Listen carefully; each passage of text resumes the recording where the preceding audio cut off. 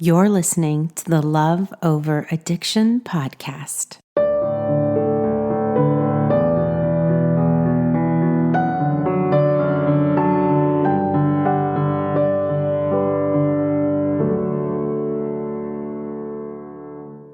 Okay, thank you so much for agreeing to share your story with us on the podcast. Thank you for having me.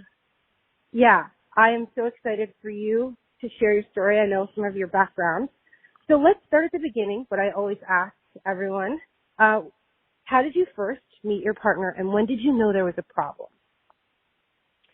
Yeah, that is a great question and a good place to start. So my husband is definitely one of the good ones. I know we talk about that all the time. A lot of these partners are good people that just struggle with addiction, and that's definitely the camp that he falls in.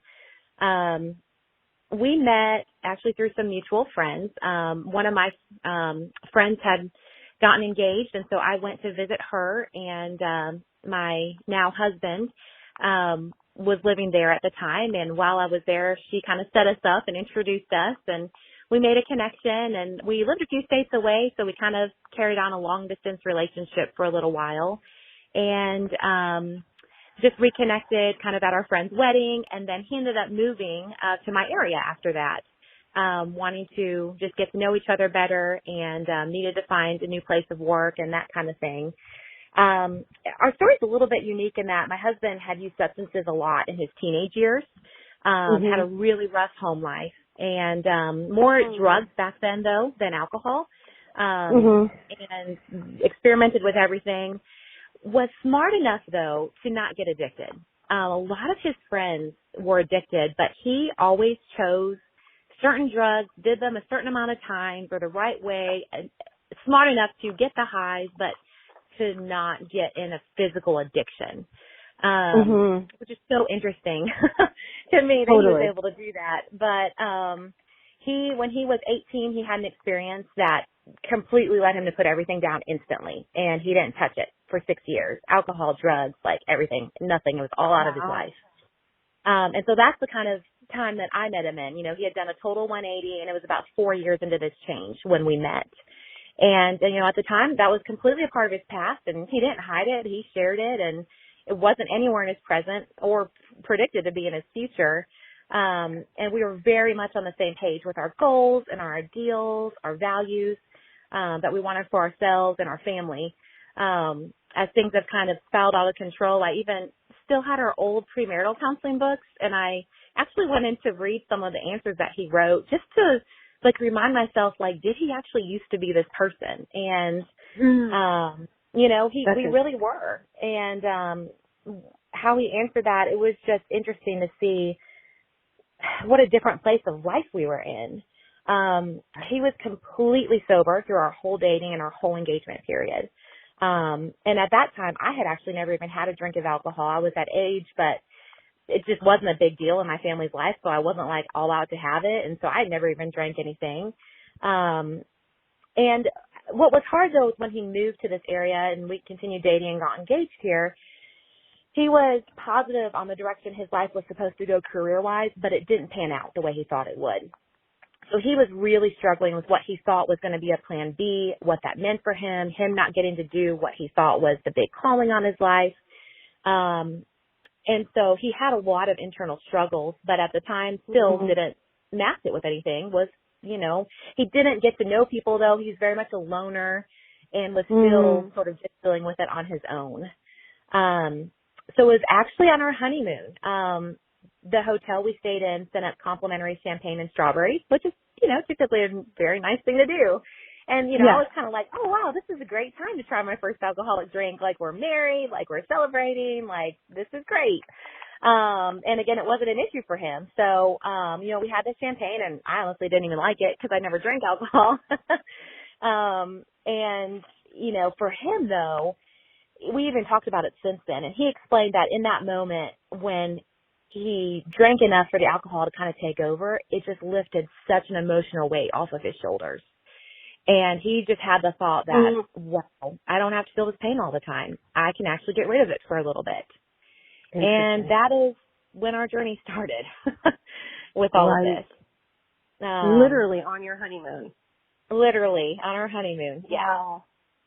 You know, I just want to stop really quickly because this is only a thought that you and I and the people listening will understand, but Yeah. it's those like gestures that hotels make or like they still do. Like when you check in, they ask you or they send up like complimentary bottles of alcohol or like other Yeah. places that I can't think of. But I've been in many situations where I'm like, this is so unfriendly to people that this Yeah. kind gesture is so unfriendly to people that really do struggle with the temptation, and they're just being placed in an unnecessary position to be tempted. And I wish the Yeah. world would acknowledge more that like alcohol isn't necessarily the kindest gift to give. Yeah.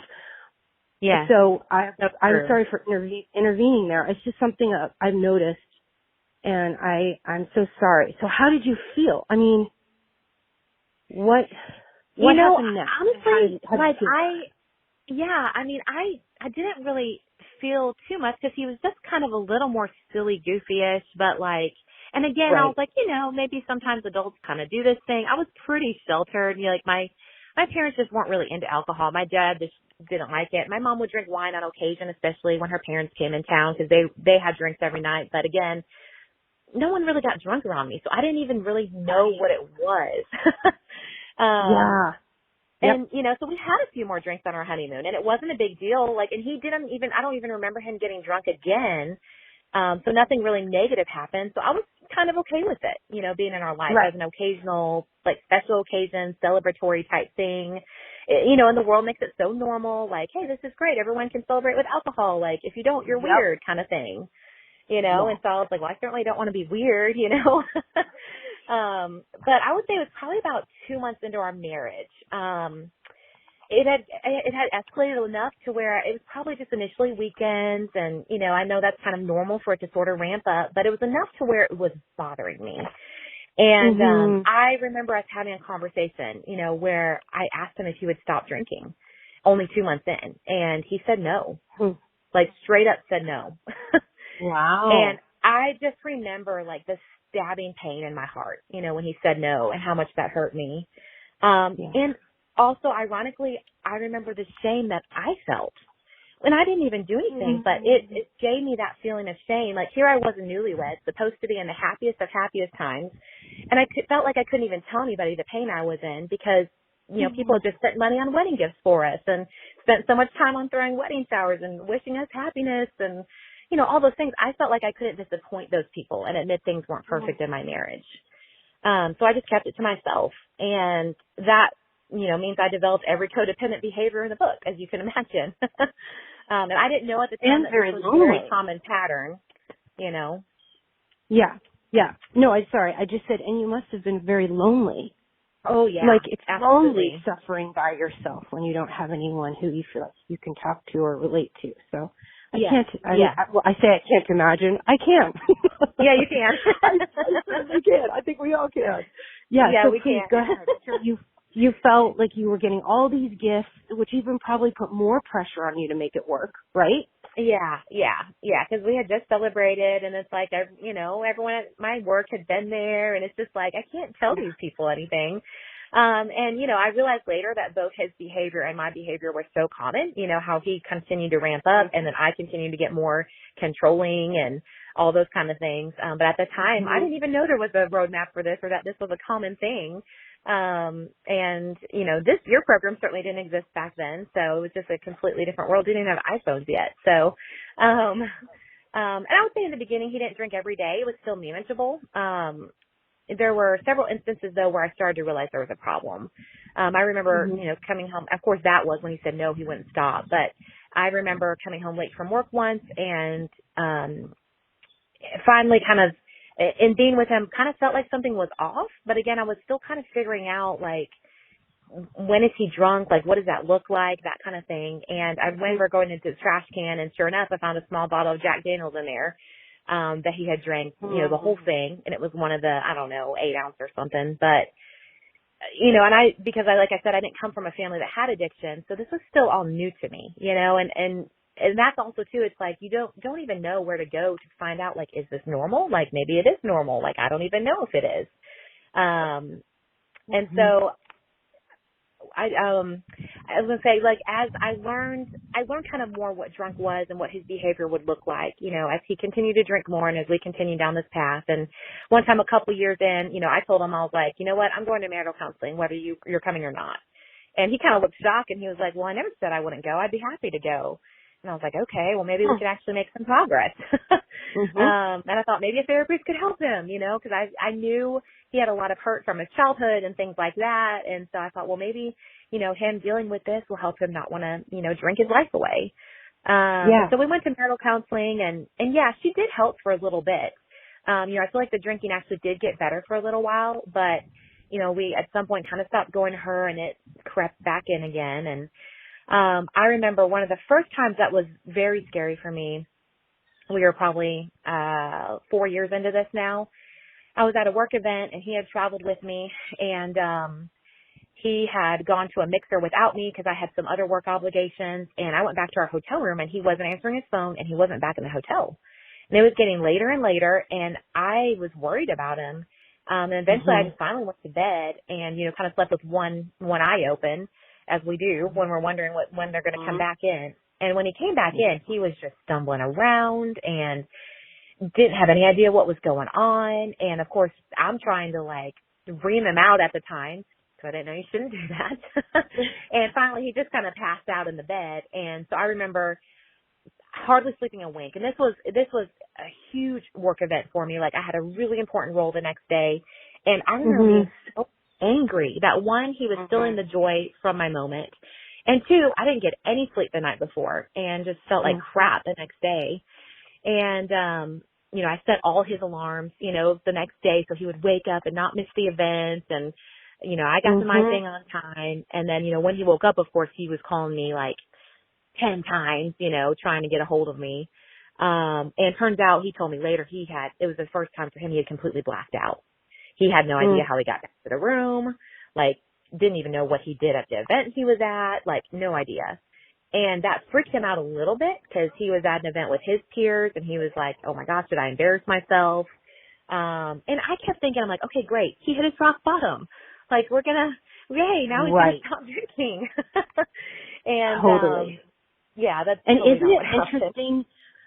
Like, I just want to pause there because I think this is something that we haven't talked about yet, which I love.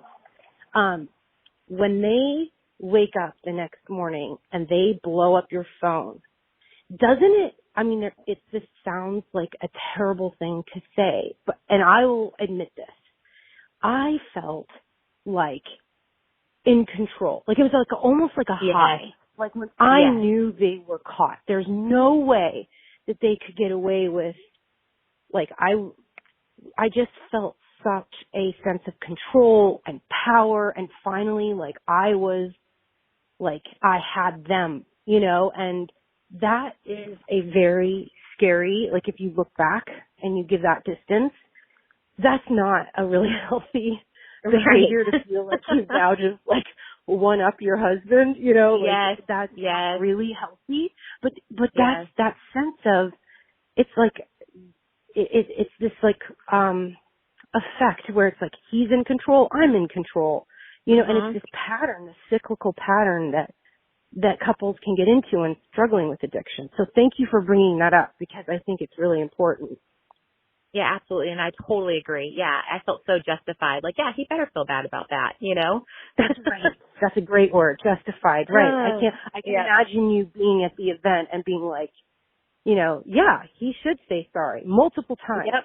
And then I would even go so far as to be like, I'm not picking up the phone. Even though I really wanted to. I wanted to, like, grovel even more. Yeah. I let him call like 4 times before I answered him. Totally. Okay. The things we think we're, like, doing to help that really don't help at all is kind of funny. But okay, so please continue. I'm sorry. Very much is, sure. So, you know, that happened, and then, you know, obviously the shock kind of wears off. He sort of goes back to drinking. And so, I naively thought, okay, well, when we have a baby, he'll stop drinking. Because Ted said, well, yes, when we have kids, I'll stop drinking. So I was like, okay. And I'm still so naive, just took him at his word, like, great. So we, got pregnant and, I was like, he's still drinking now. I was like, hey, you are going to stop drinking when we have the baby, right? He's like, yeah, even though I'm not seeing any change in his behavior while I'm pregnant. So I was a little worried about that.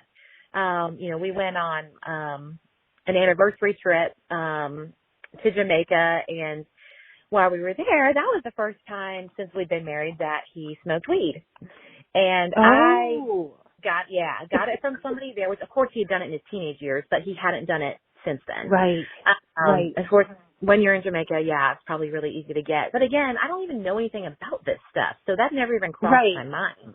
All I remember like from school, like the DARE programs and say no to drugs and like, like I'm such a rule follower that I'm like, oh my gosh, of course I'm always going to say no to drugs, and it's like, even though alcohol is a drug, it's the legal one. So, so that I was so angry because here I am pregnant and my husband is out there smoking weed.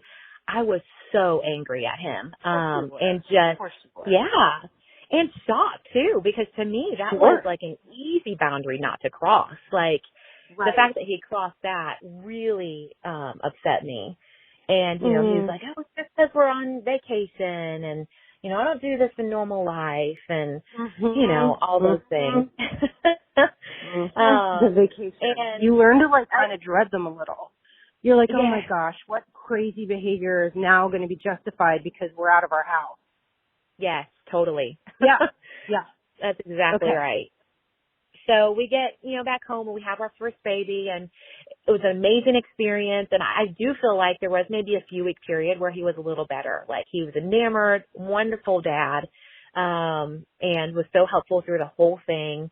And of course, though that honeymoon phase didn't last, and he did continue to drink. And I remember being like, I thought you were going to stop drinking when we had a baby. And he didn't even have an answer, and for me, I just want to hold him to what he said he was going to do. And, of course, that only made him want to drink more because then he accused me of trying to control him, and it's like round and round we go. And as he got sicker, I would just say, so did I. I went through the counting his drinks and then asking him to only drink one or two.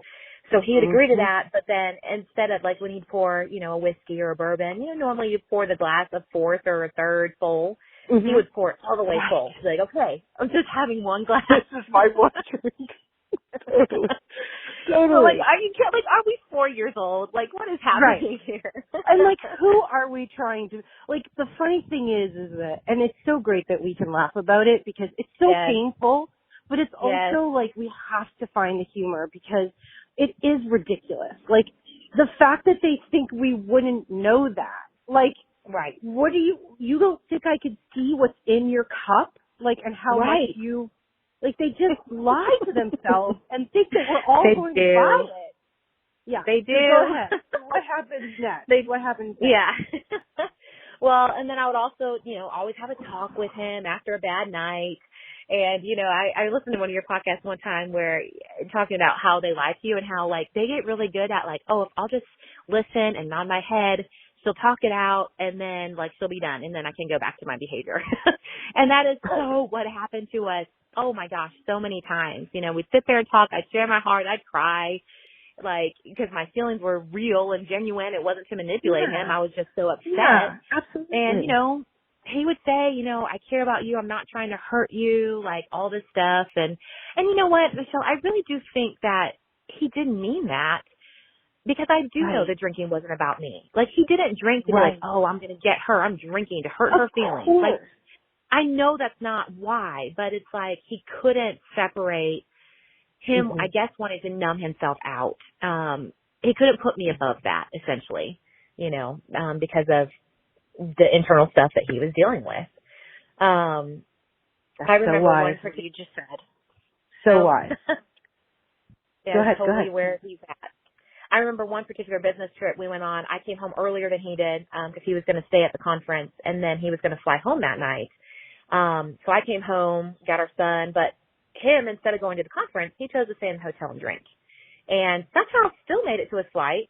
but definitely embodied the song Drunk on a Plane that time. Was apparently, he remembered, again, another kind of blackout, but he remembered enough to know he was buying people drinks and just like partying it up on the plane. And thankfully I wasn't the one picking him up at the airport. My brother and his friend were actually picking him up. But they called me and were like, he is super drunk. And I was like, well, don't bring him home. I said, I do not want him in this house. And they're like, well, what do you want us to do? I'm like, I don't care, but he's not coming home. And so they took him back. Yeah, it was my first time doing that. So I kind of was like, I want to set some boundaries in place, and I don't want him around me when he's that way. So they took him to his place, and he was super mad about it. And they dropped him off in the morning, and he came in, and, he was like, well, why couldn't I come home last night?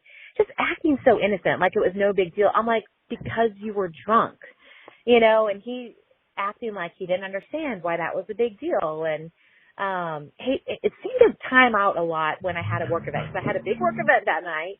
And, he was coming with me. And so here I am, didn't hardly sleep at all again because I was so codependent that I couldn't rest. Like I was checking my phone every 2 seconds. I was like checking in with them. How is he? What's happening?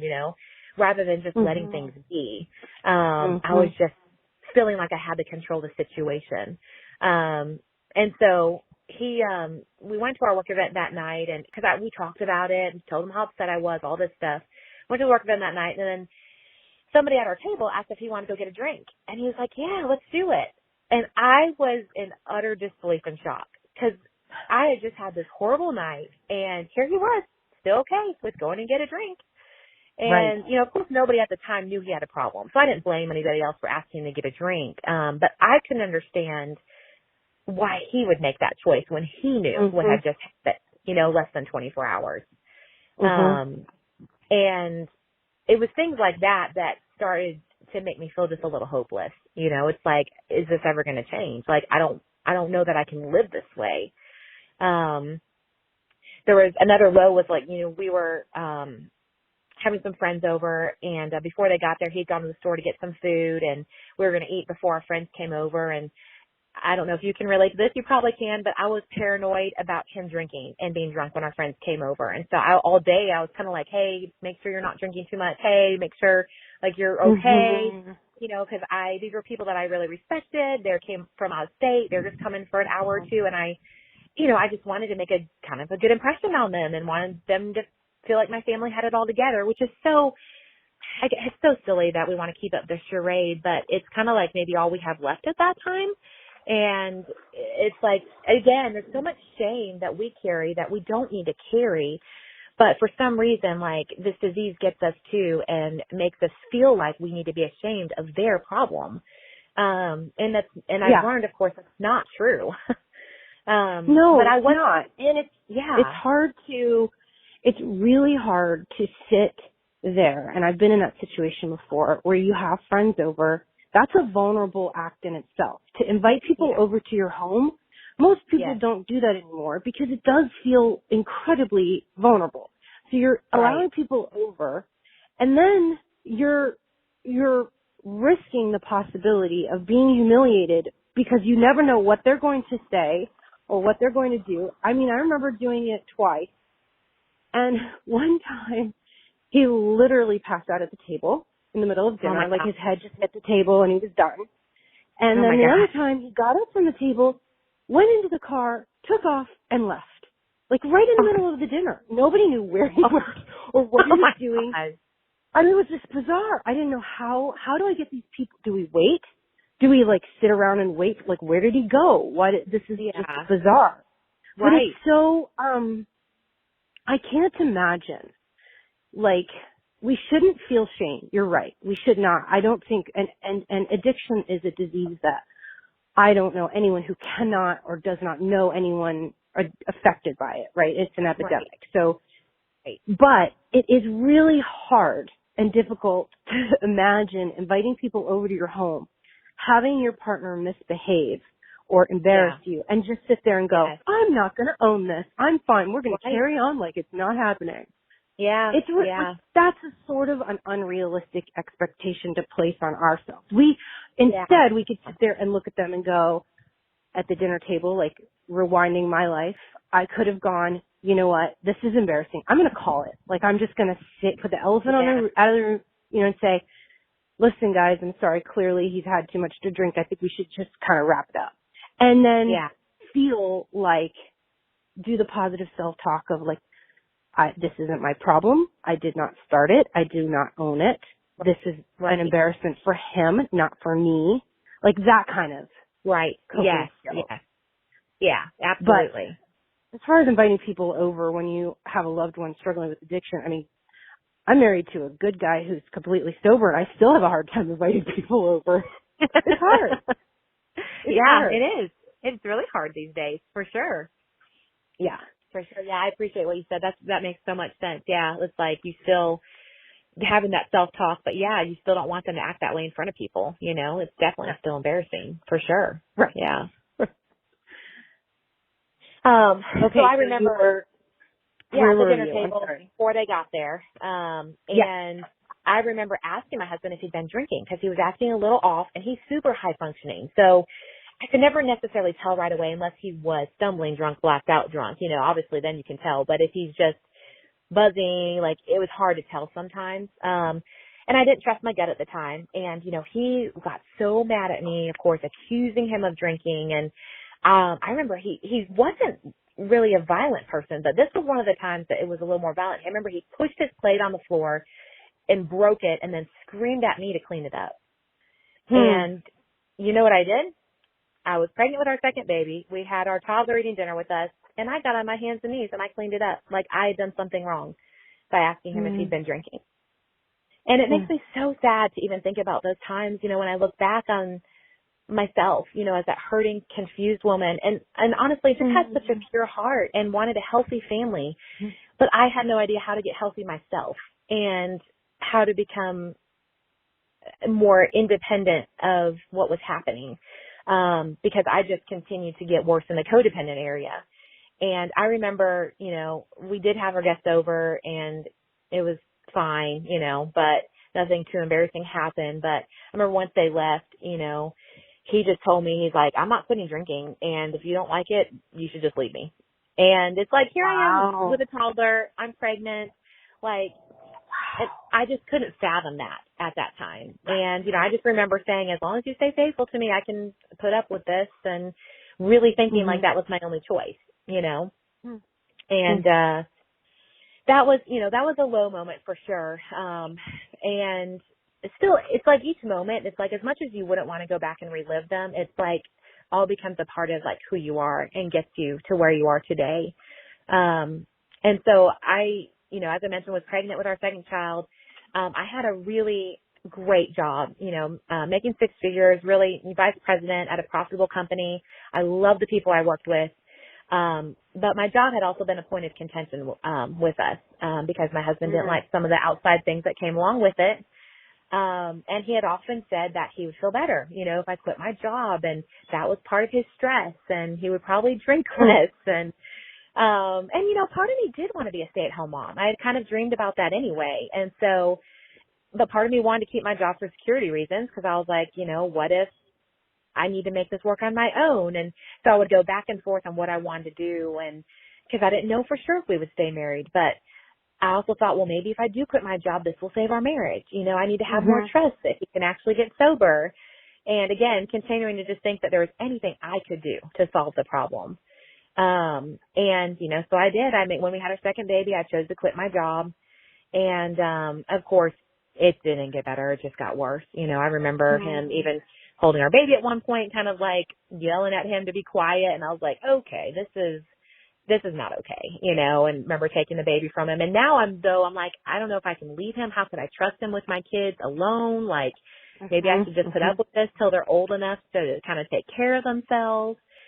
I just really felt so stuck. And, you know, I even remember going back and forth on, do I even need to have a second child with him? But so all the things I was thinking of, and I was almost like, well, you know, honestly, like if we do divorce, I would rather have my other child have a sibling. Like it's all these things. I don't know. You just kind of justify what you want, I think. And again, babies are always a blessing, and I'm so, so, so grateful that I have them both. But, you know, I remember too, once I had him, it was very overwhelming to be dealing with a partner that struggled with addiction, trying to, you know, juggle the toddler and the baby, and keep all this a secret still from everybody, not wanting to tell anybody what was going on. And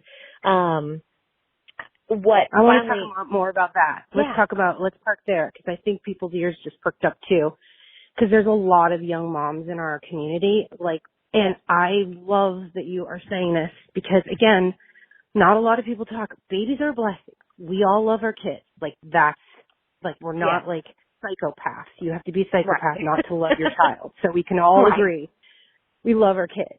But, and there is a big but, everyone says my brother's about to have a baby, and I'm telling his wife, I'm like, if you are not thrilled and magically in love with your child and think this is the best thing in the whole wide world right away, that is okay. That is normal. It is okay. Yeah. And then, but for us, and my brother doesn't struggle with addiction, but for women that also are in love with someone struggling with addiction and then having a baby, oh my gosh.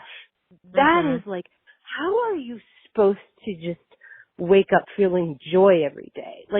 Nothing's changed. You're still living in the chaos that you lived in before. It's just now you've got a dependent who's crying and you're not sleeping and they need all these extras. It's even more of a demand on you. So how are you possibly supposed to wake up and go, life is beautiful now that I have my precious bundle? It doesn't make sense. It didn't happen to me. With all three of mine, I went into a deep state of depression and panic. And I love my kids. Like I said, Absolutely. I'm grateful I have them. But I just feel like we do women an injustice when we sit there and not talk about how terrifying and deeply depressing it can be after you give birth and have kids while loving someone struggling with addiction. Yes. Oh, 100%. I agree with that. Yeah. Yeah, definitely adds an extra layer of challenge for sure. So you quit your job. You left. You walked away. I did. That's a big deal. deal. Yeah. Yeah. And, it was, like I said, partly because I did want to try the stay-at-home mom thing, but then also I thought it would help him. And, again, it just continued to get worse. He was drinking and driving some. I remember he came home one night, and, he was holding the baby and stuff. And I remember he was kind of acting a little weird. He gave me the baby and he was kind of stumbling around, and I was like, oh my gosh, he's drunk. And he just drove home. Up until that moment, I hadn't known him to drink and drive. And so he started doing that more often. He had a moment where I went to my family's house. It was not too far away, just to go play game night. I put the youngest to bed, and then our toddler was still awake, and my husband was going to put him to bed. And when I came home, my toddler was still awake, and I was really confused because my husband and I are really sticklers about bedtime. We're usually both on the same page about that. And when our toddler was sitting there, I finally realized, I was like, oh my gosh, my husband is drunk, drunk.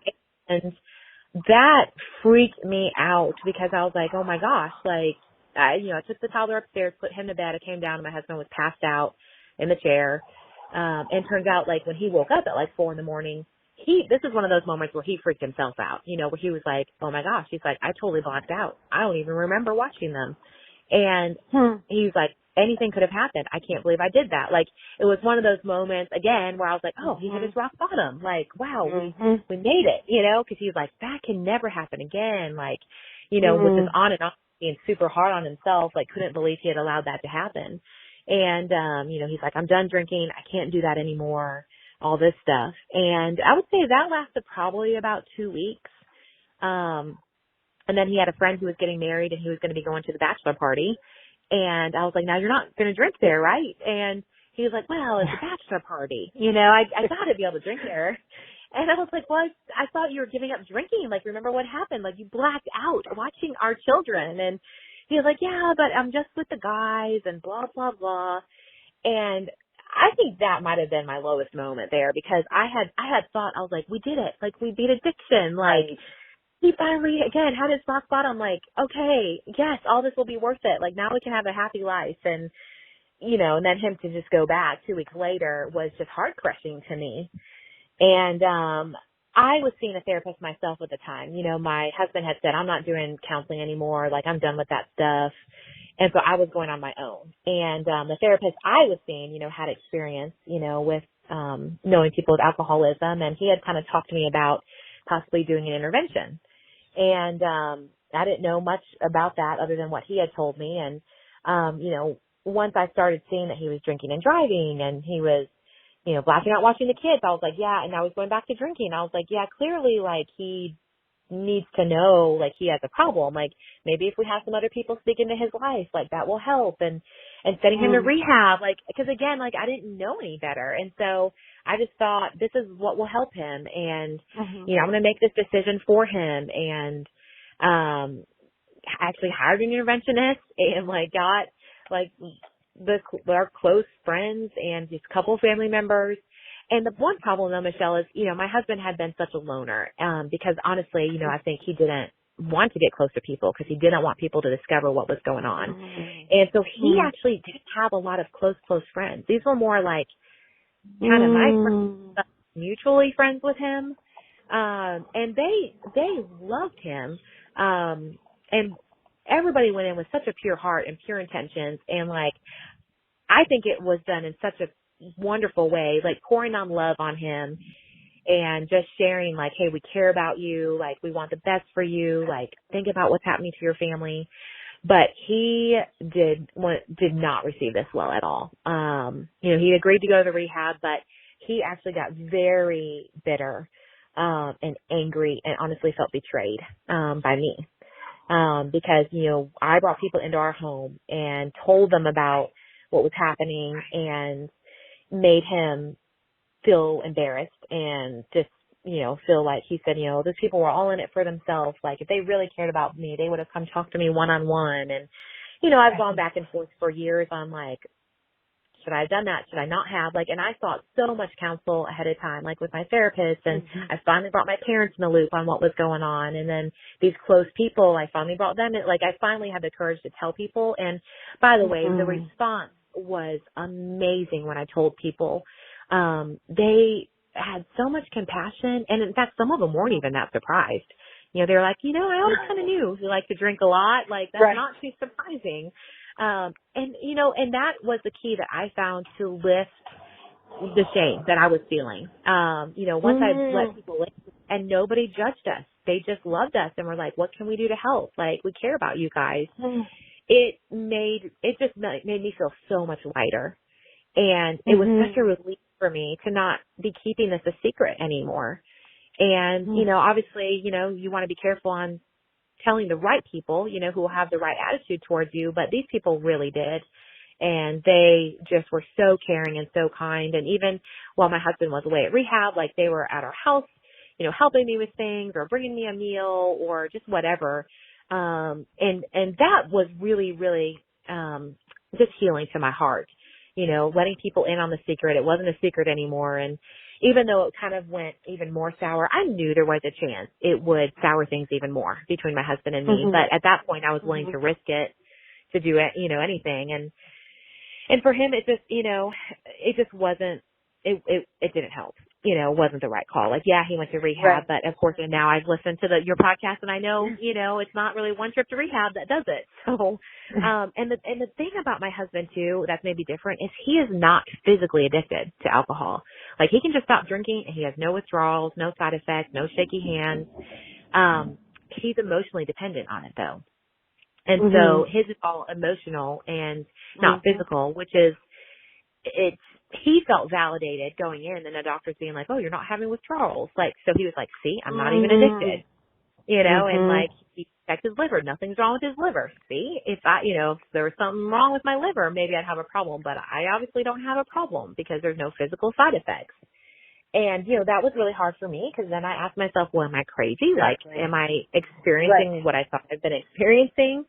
And that was, you know, he came back after that, you know, 6 weeks in rehab. And mind you to say, like, again, I have a toddler and a baby. Like, what woman in her right mind would want to send her husband away? You know, he tried to be like, you just wanted to send me away. And I'm like, are you crazy? Like, this means, like, the only relief I could get when you were sober, I'm giving up. Right. And Like, I need to still shower, and who is going to watch these people while I bathe myself? Yeah, right. totally. Like, exactly. Yeah. Of course you So, didn't want him to go away. That would never be your first choice. right, of course. So he came back. He probably was sober for maybe 3 months, and then he started hiding it. And, some close friends, that weren't involved in that kind of were wondering if he really had a problem. Like, and eventually I found a receipt in his pocket that showed he had bought, liquor at the grocery store, or not at the liquor store. And, we were going to he had agreed to go back to a marriage counselor. We were going to a marriage counselor, but, again, like, I even remember just asking him then, like, once I found it, he was like, yeah, I've been drinking. And, I was like, well, listen, I was like, just for us to heal, like, I don't even need you to give it up forever. Can you just give it up for a couple months so I can heal and we can try to work on our relationship? And he's just like, I can't do that. And again, I just wasn't ready to do anything about it at the time. Right. We tried to patch things up as best we could, because now not only do I not trust him, now he's not trusting me, because I had pulled a surprise intervention on him. And so things kind of were just worse between us, but we were trying to make things work. We had a lot more of the same instances, and I won't go through all the stories, but, I, again, tried to focus on anything I could do to help him. Like, I was going to a church with my boys. He wasn't coming, and somebody he knew started a church. He's like, okay, well, let's try this. And I was like, okay, like, I love this community here, but if this is going to help him, like, I'll change churches. Right. I'll go to a place I don't know anybody. Like, I was, like, willing to sacrifice so much of myself for any tiny little bit of hope that it might help him get sober. Again, thinking that I could do something, to cause that to happen. Our last family vacation, we had an incident again, and I sat down and said, hey, here's what I need, like, to be basically secure in this marriage. And I was just like, don't be drunk around us. Like, don't have drugs around the kids or me. Like, I'm like, if you want to go to your buddy's house and hang out for the night and play poker and get drunk, whatever, just spend the night there and come home the next day. Like, I was trying to compromise, and just be like, can I get what I want and kind of give him what he wants? And, but we went on our family vacation last year, and I found pot in the trunk.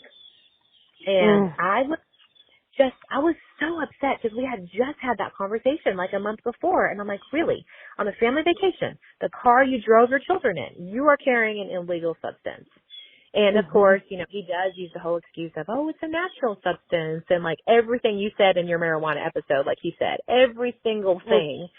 And, it just goes to show you how uncreative, like it's literally the same verbiage.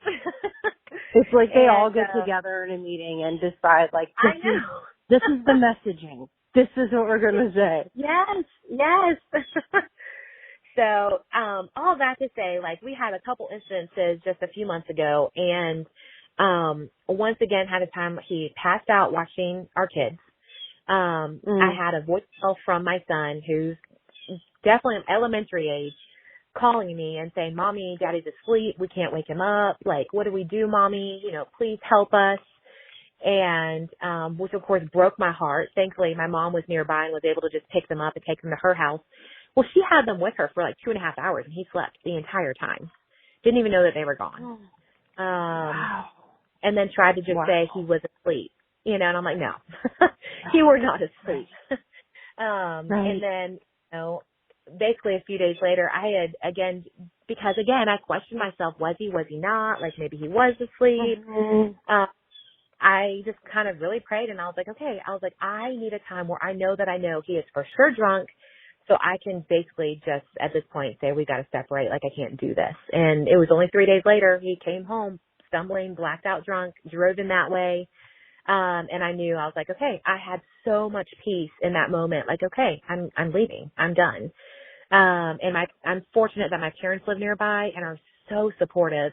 And so, my boys and I were able to just go to my parents' house, and, we've been separate now for, I guess it's been 4 or 5 months. And it has been the best thing in the whole world for me. I have learned that I actually can trust my gut.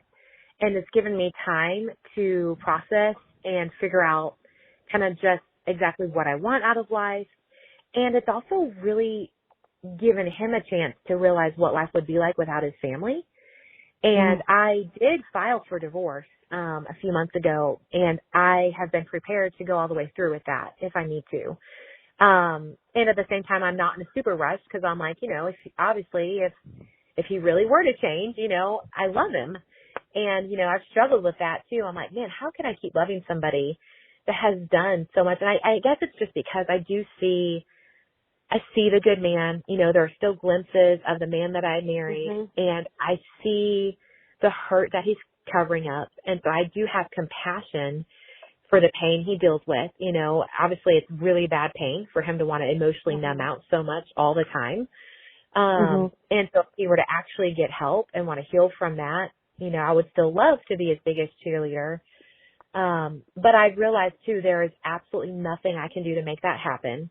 And I ultimately have to put myself and our minor children first.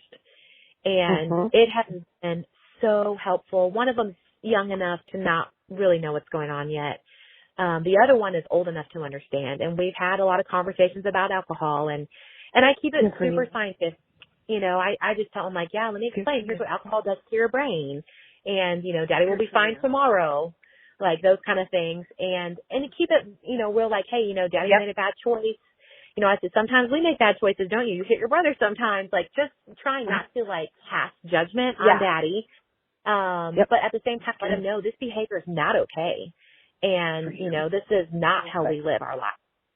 And, initially my husband was pretty mad about that, but I was like, you know what? I was like, when you're the sober one, you could help make the choices on what we tell our child. When you're the one that's getting drunk, I said, I have to handle it the way that my gut tells me to handle it.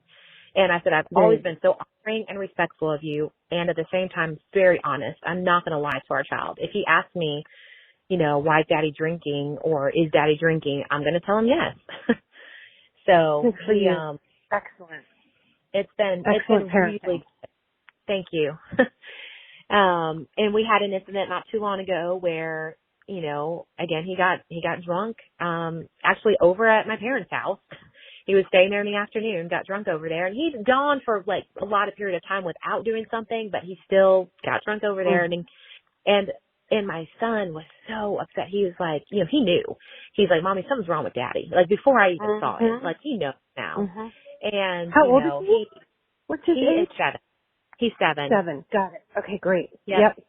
And see, even at 7, they know. They know at 2. They know at 3. They know. They just know. It always surprises me when parents think that they're hiding things from their kids. Yeah. I just don't believe that. I've never seen a child. I've talked to a lot of adult children of alcoholics. And even if they can't name addiction or alcohol, they knew something was unsafe. They still felt unsafe in the presence of someone who is intoxicated. Yeah. And that was, and that was that was really important to me. Like that time he called me, I had taught him the passcode on Daddy's phone. And so he knew. I said, and here's what you do. I said, if you're ever unsafe, you call Mommy. And he did that. And I was so proud of him. But that's so important too, to make sure your kids have a way to reach you. If there's ever times that because it wasn't common that he was doing that while they were home. So I at the time I didn't have a reason not to leave them with him because it had been years since he had done that, but I always still in the back of my mind knew it was a possibility and gave him a way to reach me. And sure enough, he did. He reached out and we got them taken care of quickly. And so that is so important too. Let me ask a question about the leaving part, because I love where you're at, which I think is wise. You're with your parents. You're taking space. You've consulted with an attorney. You've actually done the filing. Have you thought about, or have you considered the idea of okay, if he does not get sober by this date consistently, then I will choose to follow through with the divorce? Or here's the second question, have you considered what it's going to take for him to convince you not to file? Have you specified, this is the amount of days I need you sober, this is the program I need? like, have you got down into the specifics? Yeah, I haven't chosen a date, cause every time I did choose a date, I kept moving it. And Right. you know, like I always appreciated what you said too, of like, you can change your mind like a million times and that's okay. And Absolutely. I have literally gone back and forth with myself so many times, and I'm seeing my own therapist again, different therapists I have for the last 2 years now. And that's been so helpful. But yeah, I did. Yeah, I have told him what I need. One, I told him, this intervention was now 4.5 years ago. And I'm like, I cannot live under you continually throwing that up in my face as, you did this to me, and like him being still bitter about it. I said, you're going to have to forgive me and be willing to move on from that. And I told him, I said, listen, I said, not trying to make myself sound amazing because we all have our own problems and I have my own, but I told him, I said, I have literally forgiven you for hundreds of times that you have broken my heart and embarrassed me and hurt me. And I said, you have this one thing that you're choosing not to forgive me for. I said, how does that even make any sense? And, he did. It doesn't. Yeah, it's just the one slip up that he can hold over your head that you made. It's a power struggle, right? And this is the one thing he has in his court that he can hold and rub your face in. But it's not like first of all, it's not even something to be upset about because you did what you were doing to try to save your husband. Like, that the idea that he would even be upset with you about it, well, you wouldn't have to have done that if he had taken his responsibility for his addiction and gotten sober. You were doing this out of love to save your family. So the idea that he feels betrusted or lost trust or feels betrayed,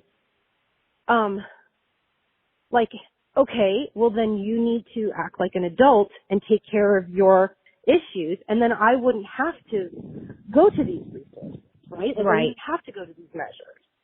Yeah. So it's kind of not even a fair argument to begin with. It does not make sense to use it because what?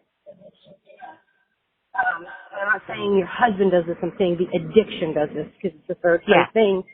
Yeah. They use your shame against you.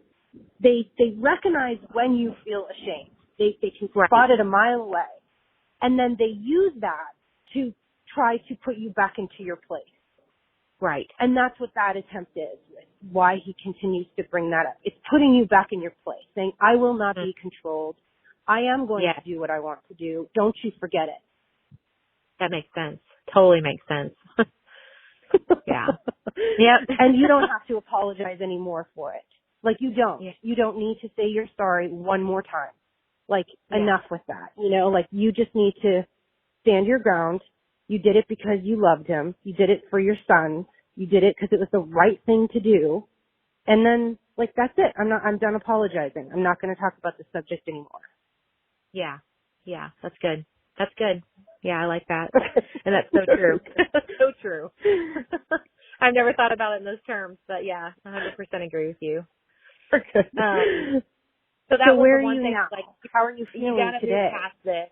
Yeah, I'm like, you gotta move past this. And then two, I'm like, you can't be drunk around us anymore. Like, you can't. Yeah, and I don't want you using drugs at all. Like, any of that. And so, honestly, it's not been going well, except in the very last week. It's interesting. He has found a program that he is really loving. Like, he found it on his own, and he has been delving into it. And, again, it's only been like 5 days, so I'm going to have to see this play out. But he has said some things I have never heard him say before, as far as taking personal responsibility, for the man in the mirror, and recognizing where he needs healing and what he actually needs, to stop numbing out. So and I know a lot of people listening are like, what's the program? Don't say it. Please don't say it. I'm not going to say it. Because, please don't. And I thought about it. I'm like, should I ask her? Should I not? But here's why I'm not going to ask. I'm going to ask you not to say it. Because what you just said was key. It's the key to all of it. It's the key to a happy marriage. It's the key to a sober person, it's the key to trust and honesty and everything. And the key that you just said was he found it on his own. So Yeah. if we advertise what program, everyone's going to be Googling that program and then suggesting it to their spouse. And the key is that you cannot do that. You have to break that pattern and say, yeah, it has to be initiated. Their sobriety has to be, if they want it to be successful, by themselves. So that's great. I'm really proud of you for recognizing that, and quite frankly, kind of proud of your husband for taking this step. That's big. Yeah. Yeah, it is big. It's huge. It's huge. big. So yeah. So we'll see. And then he's how communicating with you. So you still talk to him do you talk to him like every day, once a week? Like how does this work? I still talk to him every day. In fact, I mean, and he's one, like I said, he's one of the good ones. And when he's sober, he's an amazing dad and an amazing husband. And he's still been coming over almost every morning to help the boys get ready for school. And then he comes over almost every night too to help put them to bed. And he's been sober, 95% of the time. There have been like a handful of times that we had an issue over the last 5 months, I guess. The fact that he was living somewhere else just meant, though, I had no idea, of course, what he's doing when he goes back, no clue. But I kind of let that go. And I'm like, it's not my business, Yeah. You lost control that you started this interview talking about. Remember, you were like, I was trying to control him. I was trying to control him. And I was like, okay, so she's recognizing that control is an issue. And here you are. I love that you just said that. You're like, and he's going back, and I don't know, and I don't need to know. That's wonderful. That's huge progress on your part. That's wonderful. It is. Yeah, thank you. Thank you. It's big. And, I have so much peace in my life, too, not worrying about him and letting him just do what he's going to do. And, there's obviously still been sadness and, obviously dealing with those kind of emotions and kind of the slow death that some of these marriages take, and not knowing what's going to happen. And then the fear of, hey, if I do all the way through with this, how do I do this now as a single mom with 2 kids? Like, and again, I have wonderful family here and I'm really fortunate in that way. So I'm not too scared of that, but still, and can I ask like you a question about that? Yeah. Would you mind if I asked you a question about your family? Because I am so curious, because I never lived with my family when I left. And so I wonder, what, for all the parents listening out there, it sounds like your family's phenomenal. And what are they doing? How are your mom and dad reacting to him coming over for breakfast and dinner? What are they doing that's helpful? Are they completely staying out of it? Are they letting you lead the ship? What are they doing? They have done phenomenal. I am just so impressed with how they've handled it. And I don't know of any parent that could do better, but they have mostly just stayed out of it. They tell my husband they love him, they see him as a son, they hope he can get better. They support us both, and have just mostly tried to show him love and, treat him as normally as possible when he's over there. And, there was the issue when he got drunk at my parents' house. Actually, I told him he was going to have to leave and I wasn't going to let him drive, and he was mad about that. And my dad had to help me, get him out of the house, because this was the first time my dad actually had to get involved in the situation. And he finally let him know, say, hey, it's not a punishment. I would not let my own birth sons drive, in this, condition. Like, we want you to stay safe. We want everyone on the road to stay safe. We finally got him out, and there was a little drama getting him out and all that stuff. And so it did open the door the first time for my dad to actually have a conversation with him, because now he involved my dad. And so my dad did, for the first time, have a conversation with him, just maybe 2 weeks ago. And, my dad told me about, he asked him a lot of questions and was very kind, but also very challenging to him. And, told him he wants the best for him, and, kind of got him to the place where he could say, well, I'm not addicted. Like, okay, maybe I am alcohol dependent, which is all semantics to us, you know what I mean? But, it made him feel better to be able to kind of say it that way. And so, since my parents have supported me, filing for divorce, they support me. Like, if he gets healthy, they just really want what's best for us. And so they have done a really good job of just kind of being in the background, being there for me, being there for the boys. And then still just That's showing love with incredible. my husband. It is. That's It really is. incredible. I haven't heard that very often. Normally Yeah. you hear the parent placing a lot of judgment on Right. either like their kid or the alcoholic Yeah. or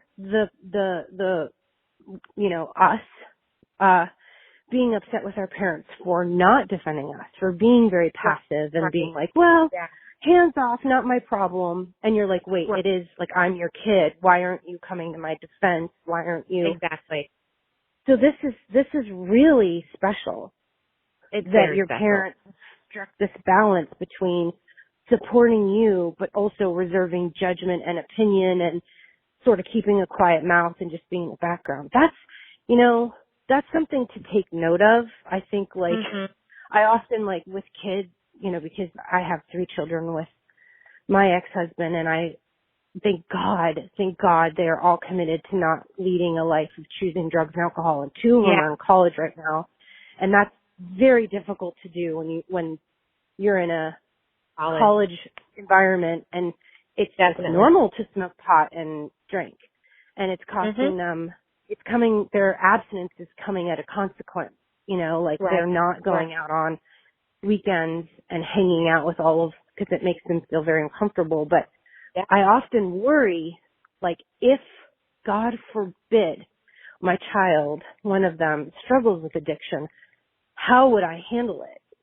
What would I do? What's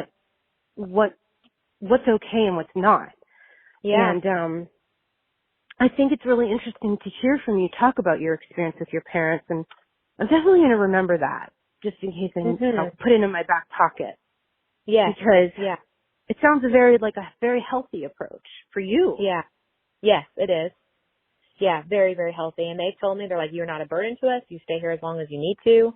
Oh, And I can't tell you how much that's wonderful. meant to me, because I've kind of been like, Wonderful. ooh, I'm kind of in their space, and they've Yeah. reassured me that's the case. We're happy to have you here. And sure, it's a little inconvenient sometimes, and it's changed their lifestyle a little bit, but they really are grateful to have Wow. us and grateful to help. And yeah, I feel so blessed that that's the attitude that they've had towards it. First class parents right there. Yep. That's awesome. Totally That's great. agree. Well, I'm so proud of you. I cannot tell you how much I am grateful for you sharing this story. I think you've made significant growth. Oh my goodness. I hope you're proud of yourself. Thank you. Do you Yeah. feel proud of yourself? Do you feel like a sense of self-love coming back and kind of unthawing, and a sense of empowerment that you can be on your own?